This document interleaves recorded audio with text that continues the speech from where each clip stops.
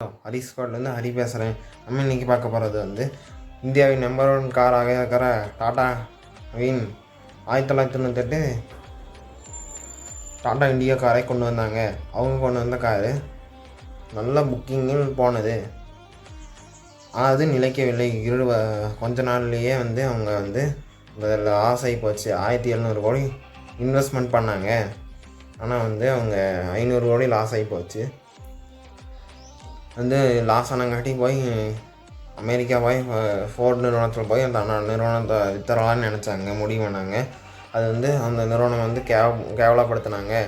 இதெல்லாம் உங்களுக்கு தேவையில்லாத வேலை, நீங்கள் எதுக்கு ட்ரக்கு அந்த மாதிரி டிரான்ஸ்போர்ட் நிறுவனம் தயாரிக்கிறத போட்டு எதுக்கு இதுலாம் வந்து இறங்குறீங்க, உங்களுக்கெல்லாம் ஒன்றுமே தெரியாது, இந்தியர்களுக்கெல்லாம் காரு தயாரிக்க தெரியாது அப்படின்னு அவமானப்படுத்தினாங்க.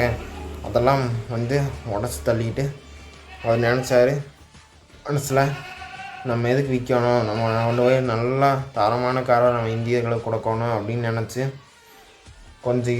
கொஞ்சம் வருஷத்துலேயே நல்லா தரமான காராக கொண்டு வந்து, அது இல்லாமல் இந்தியாவில் நம்பர் 1 பிராண்ட் ஆகிடுச்சு டாட்டா.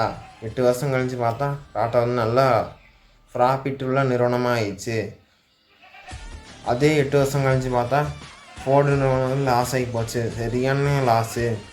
அவங்க வந்து அவங்களோட பிராண்டை வந்து விற்கலான்னு பார்த்தாங்க. சப் பிராண்டான ஜாகுவார் லேண்ட் நிறுவனத்தை டாட்டாட்ட போய் விற்கலான்னு பார்த்தாங்க. டாட்டா வந்து அதை வந்து நம்ம அசிங்கப்படுத்திட்டாங்களே அப்படின்னு போய் பார்க்காம அந்த நிறுவனத்தை வந்து வாங்கி நல்ல தரமான ரிவென்ஸாக கொடுத்தாரு. இது வளர்ச்சின்னா இது மாதிரி தான் இருக்கணும் வளர்ச்சி. இதுலேருந்து நமக்கு என்ன புரிஞ்சுதுன்னா, நல்ல தரமான நிறுவனமாக கொடுக்கணும், தரமான பொருளாக கொடுத்தா மக்கள் நம்மளே ஏற்றுக்குவாங்க. அவ்வளோதான் மக்களே.